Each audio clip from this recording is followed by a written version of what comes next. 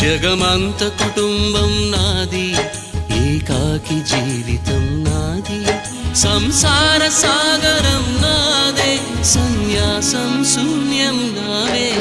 జగమంత కుటుంబం నాది, ఏకాకి జీవితం నాది.